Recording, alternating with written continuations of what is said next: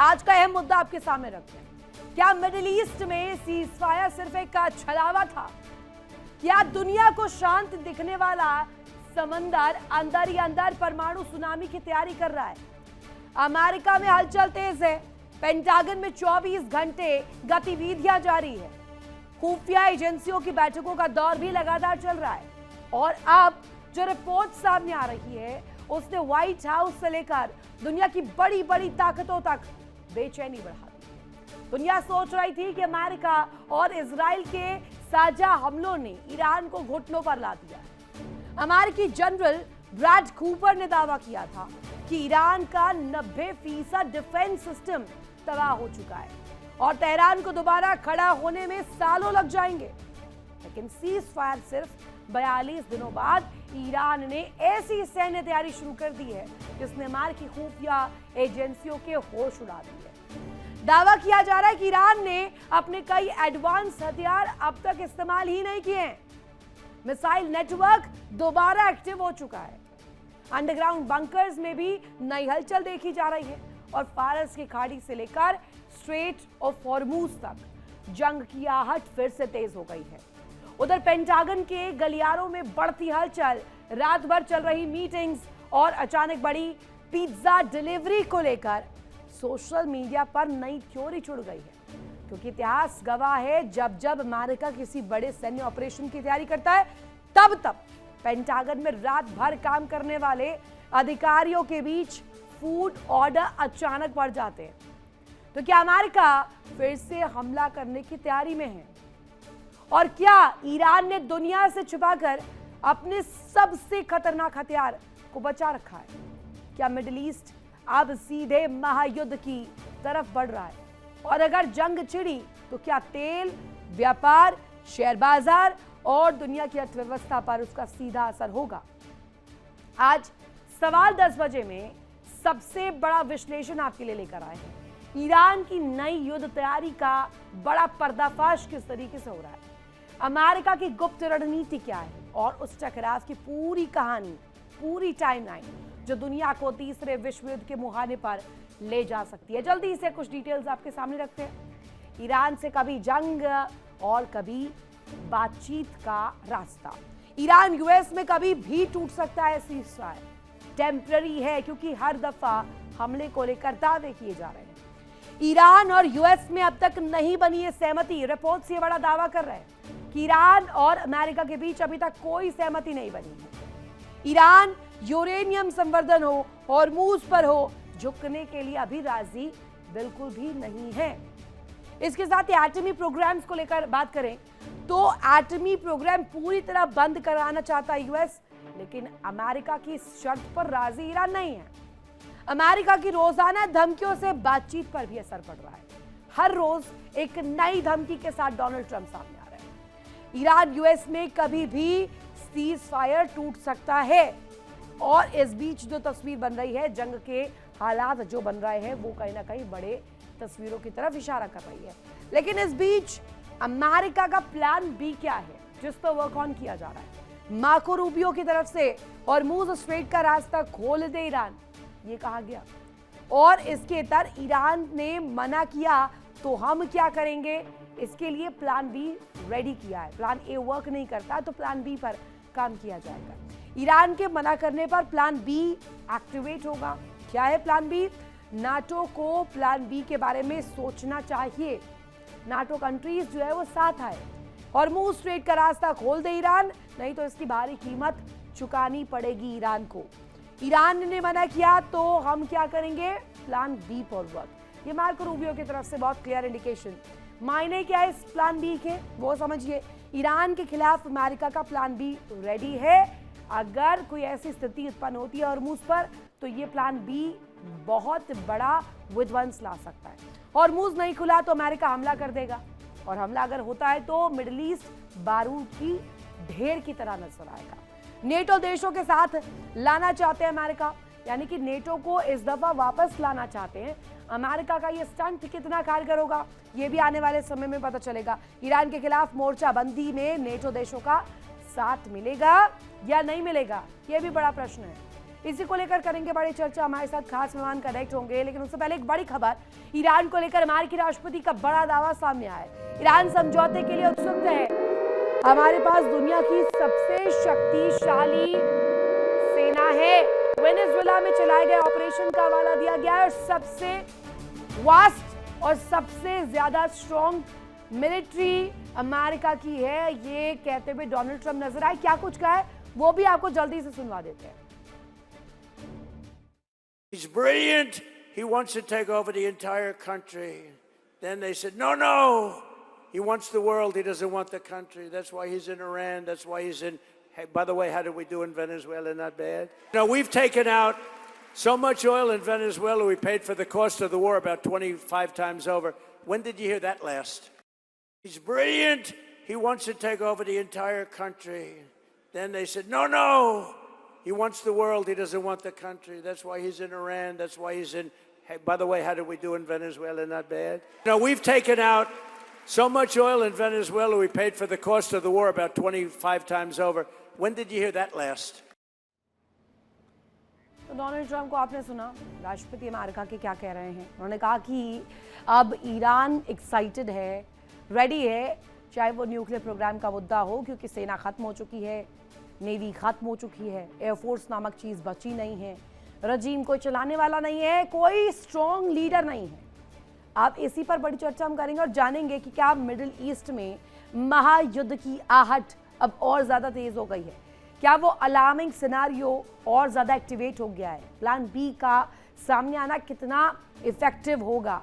Group captain U K Devnath sir हमारे साथ connect है, colonel Dinesh Sharma sir connect है, doctor D K Gupta sir connect है। साथ ही इन तमाम अटकलों को जानने के लिए पहला प्रश्न डी के सर आज आप ही से कर लेती हूँ। ये मुझे समझाइएगा, अमेरिका जो है हर दफ़ा कहीं ना कहीं किसी अंदाज में एक धमकी भरा नोट ज़रूर ईरान के लिए छोड़ता है। अभी तक चर्चाएं इस बात को लेकर हमने बहुत की है, लेकिन अब बात प्लान बी पर आ चुकी है कि अगर माना ईरान तो ठीक है, नहीं माना तो प्लान बी पर वर्क किया जाएगा। प्लान बी जिसमें सीधे स्ट्राइक होगी, सीधे हमला होगा। अब ये धमकी है या इंडिकेशन है कि कुछ बड़ा होने वाला है? रितु जी नमस्कार, आपको भी, देना जी को नमस्कार। देखिए, मैं कल भी यही चीज कह रहा था कि अमेरिका एक बड़े प्रोस्पेक्ट्स पे काम कर रहा है और इस बात से मुझे जरा 2 मिनट दीजिएगा, इसको समझाने की कोशिश करूंगा डॉट टू डॉट।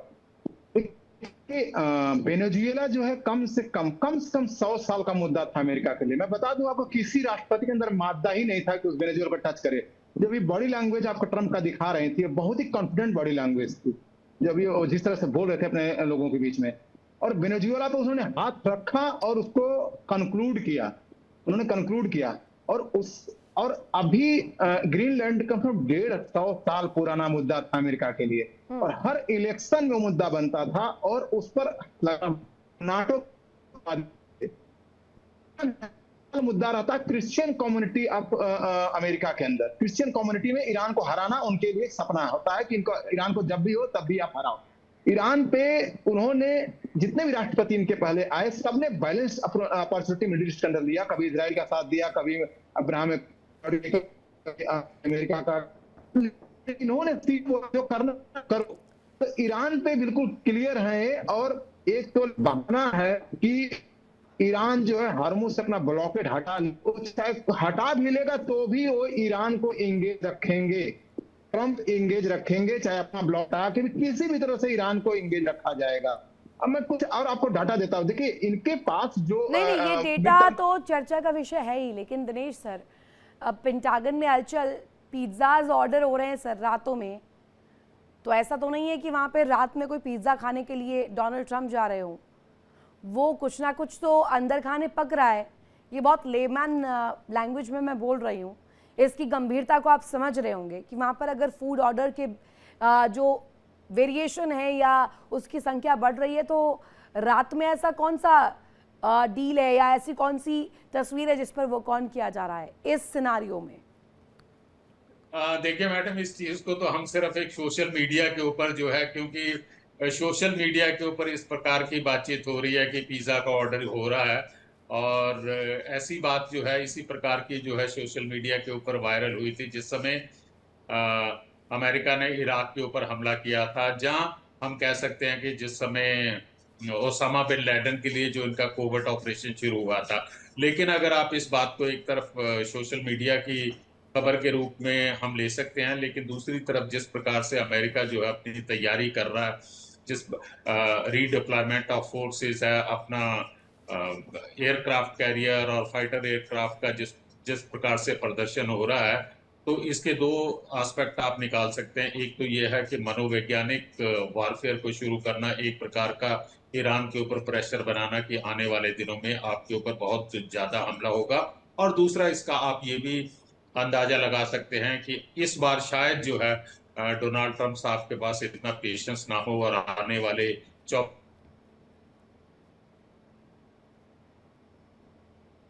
ठीक है, यानी कि यूके देवनाथ सर, अगर हम कहें इस पूरी स्थिति में सीआईए के कोवर्ट ऑपरेशंस हो, मोसाद का साथ हो सकता है प्लान बी में सबसे इम्पोर्टेंट कड़ी ये हो।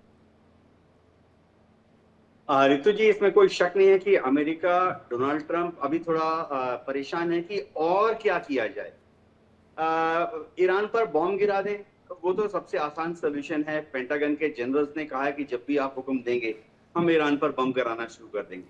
लेकिन और क्या कर सकते हैं? ठीक है, उनको किसी ने बताया कि स्ट्रेट ऑफ हॉर्मुज को बंद कर दो, ईरान के बंदरगाहों की नाकेबंदी कर दो।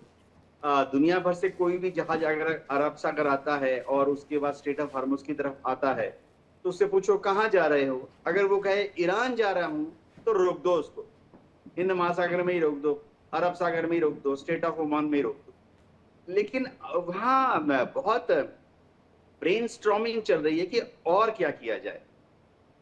और में ठीक है, पेंटागन के जनरल्स हैं, उनके पास हमेशा हथियारों का सलूशन रहता है, तो वो हमेशा सलूशन देते हैं कि ऐसा करते हैं कि ईरान के जो कच्चे तेल के भंडार हैं उस पर हमला कर देते हैं, खड़ग आइलैंड पर हमला कर देते हैं।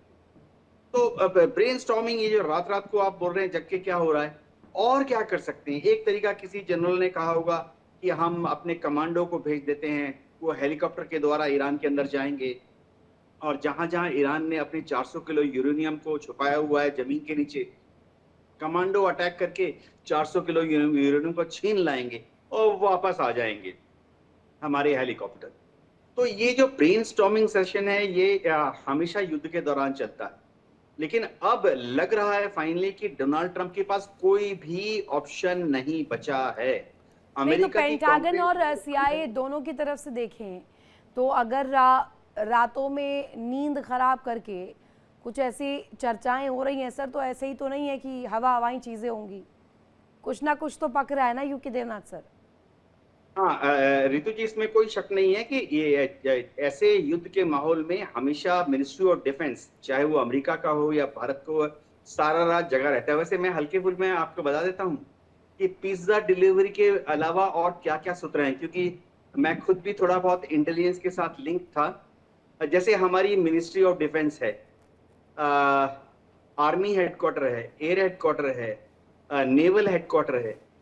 जब भी तनाव का माहौल होता है जैसे ऑपरेशन सिंदूर, तो ना सिर्फ पिज्जा डिलीवरी के ऑर्डर को ट्रैक करती हैं, वरन आप यकीन नहीं करेंगे कि लोग बैठे होते हैं बाहर, वो गिनते रहते हैं कि किस किस की गाड़ी अंदर गई, कितने बजे अंदर गई।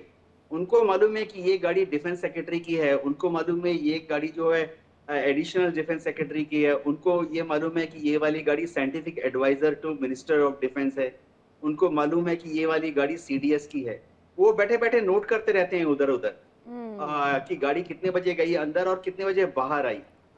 और तो और मैं अपने तजुर्बे से बोलना चाहता हूं कि जो पार्किंग अटेंडेंट होते हैं, आजकल एक रिवाज चला है कि सारे पार्किंग अटेंडेंट जो होते हैं सरकारी इमारतों में, वो सब आउटसोर्स्ड होते हैं।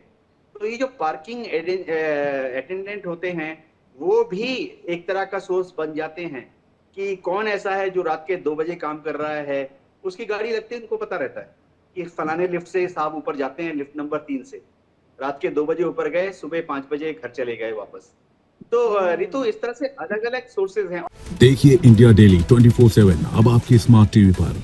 इंडिया डेली मौजूद है सभी डिजिटल प्लेटफॉर्म पर लाइव और लगातार। इंडिया डेली 24/7, हर दिन राष्ट्र को समर्पित।